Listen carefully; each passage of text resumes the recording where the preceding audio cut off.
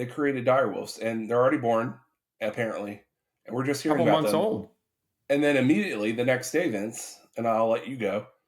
Joe Rogan had a podcast with the main guy at that company who developed the direwolves to Hmm. talk about it. And I Yeah. listened to that podcast. And Vince, they're not stopping at direwolves.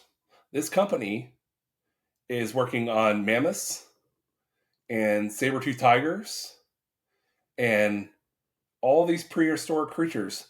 And Joe Rogan asked him, "Have you ever seen Jurassic Park?" And the guy's, "Of course." And we get that a lot. We don't really think about bringing back creatures that were lost that could be a benefit to society. I'm like, this sounds like a lot like John Hammond. He even said, we separate the male and the female, so there's no way they could reproduce. I'm like, that is the plot of Jurassic Park. Only bred Yeah. females, and then it ends up there's some way it can happen. Vince, over to you. I know you were thinking the same thing. WTF on this one, right? Yeah. We're going to go a little long tonight because I want to get back to Florida State stuff. But I'm a huge Game of Thrones fan as well. And I am one of the Game of Thrones fans that wasn't poo-pooing the whole end of the series. The series ends and it's either good or you think it's bad or whatever. So I saw that and I was like, whoa. And I thought it was fake, right? I thought it was fake. And then I started to dig into it. And the company is like Colossal something, right? Is the name of the Yeah. company, I think.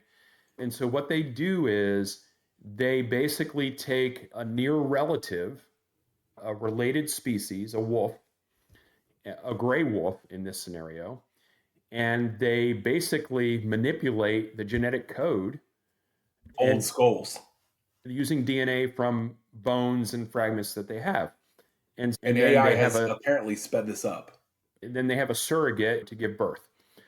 We're calling them dire wolves, and it's an interesting that they're not exactly dire They're wolves, right? Because 99% genetic matches.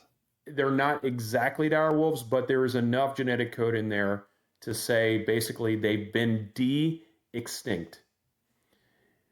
And the reason why this company does this is because they believe that humans have done poorly by the species on this earth. You and I could probably argue, Ryan, whether some of these species should no longer exist for reasons that they shouldn't, but they have the technology to de-extinct, provided they have the DNA, to de-extinct a species. And so there are two males and a female. And that is pretty impressive and scary. And it's exciting in a way. I've only seen pictures of a woolly mammoth. Spirit